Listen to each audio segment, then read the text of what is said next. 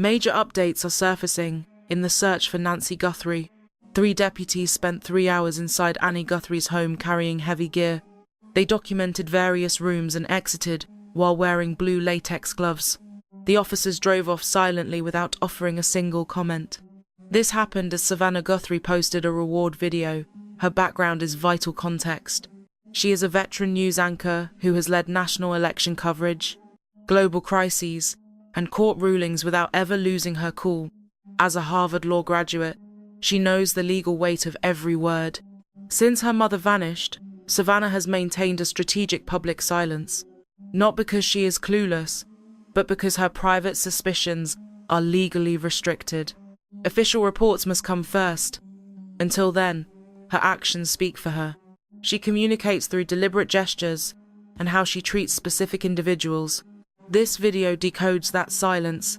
Starting January 31st, 2026, Nancy Guthrie, 84, heart patient on meds, visited her daughter, Annie. She took an Uber to the Catalina Foothills in Tucson that Saturday. Following dinner at 5:32 p.m., she never returned home. Annie is the local child whom Nancy visited on a regular basis. She knew the full schedule and exactly when her mother would leave, and that Nancy would be alone at home 4 miles away until Sunday. That is total operational intelligence. Targeted kidnappings require this precise data. It cannot be left to guesswork. Law enforcement picked up on this pattern almost immediately. Federal agents did not just check Annie's street once, they returned repeatedly. They questioned the same neighbors about the exact same timeframes. Expert Jennifer Kofender noted the neighborhood was canvassed twice by authorities. She stated repeat sweeps only happen when fresh clues point back there. Agencies rarely revisit the same block multiple times without a strong reason. They were not running out of other leads. The trail consistently led back there, and Savannah knows it. She stays silent. When dinner ended, Annie was right there.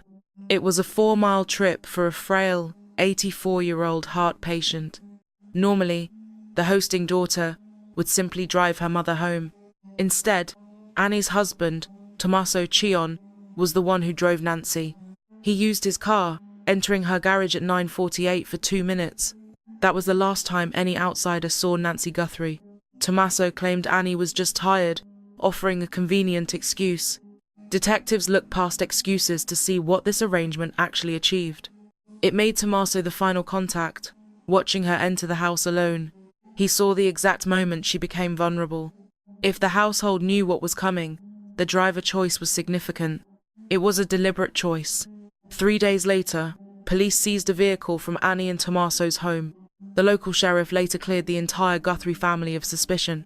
Despite this, by mid-March 2026, the car remains in police custody. A veteran SWAT commander is now asking why they kept the car. People magazine caught a glimpse of the truth when Sheriff Nanos explained why that exonerated family is still waiting for their car. The sheriff detailed how detectives seized every device, scrubbed their electronics, and tore through both their house and their vehicles. Professional processing involves a deep forensic dive into digital footprints, tracking every coordinate, signal hit, and travel record. It uncovers the microscopic evidence that anchors a suspect to a specific spot.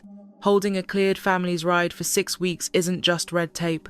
There is a living lead trapped inside that metal frame.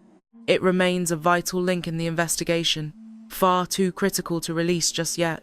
When federal teams swarmed Annie and Tomaso's place on February 4th, one operative's jacket bore the chilling acronym for the Internet Crimes Against Children Task Force. These specialists excel at cracking lock signals and pulling data from hardware that users thought was scrubbed clean. Armed with a Celebrite kit, that agent possessed the power to shatter any encryption barrier. It resurrects wiped texts and exposes files the owner was positive had vanished into thin air. You don't roll up with that kind of firepower unless you already know exactly what piece of hardware you're targeting. The Pima County Sheriff's Office played it safe, claiming those 4 letters don't necessarily point to a specific offense. Yet, they never disputed the agent's presence or the use of that specialized gear. By March 2nd, 30 days since Nancy vanished, Savannah returned to Tucson to join Annie and Tomaso at the vigil outside her mother's doorstep. After analyzing the clips, Nancy Grace argued that Savannah's embrace of Tomaso proves she doesn't view him as a suspect. That interpretation carries weight. Savannah didn't just stand there. She held him. She chose to comfort him while the cameras rolled, but Nancy Grace ignored the most glaring follow-up. If Savannah isn't looking at Tomaso, then who is she eyeing? Don't just focus on the hug. Pay attention to the cold distance between her and the sister whose vehicle is still locked in the evidence lot. The sister whose street is crawling with feds. The one who hosted Nancy Guthrie's final meal before she disappeared.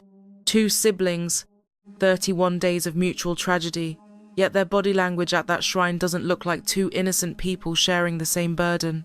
Fast forward to February 7th. Savannah launched the family's video address with 8 heavy words, likely vetted by a high-stakes legal team under immense heat. "We got your message, and we understand." She didn't say they were aware of attempts. She said received. A direct hit. She said understand, not hope. That word suggests she's fully grasped a very complicated situation. It's the kind of recognition that only clicks when you know the backstory, not something a random kidnapper would spark. Keep your eyes on Annie's expression the exact second Savannah utters the word understand. Does she look surprised? Or does she look like someone who's been living with that reality?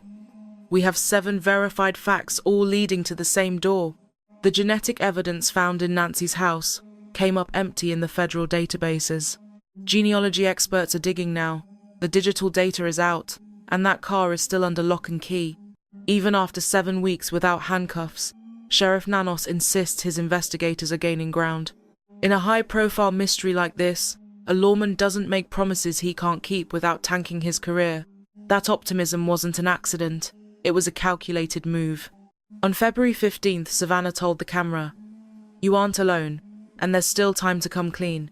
You don't talk to a total stranger that way. That's how you talk to someone whose mind you can read, someone you're trying to guide back from the edge." She held out a lifeline to someone she's convinced is still listening. She only makes that plea if she understands exactly who she's talking to. If you have a lead, dial 1-800-CALL-FBI or visit tips.fbi.gov. Nancy Guthrie is 84. Her heart monitor flatlined at 2:28 a.m. Her life-saving pills were untouched, and her loved ones are still stuck in this nightmare.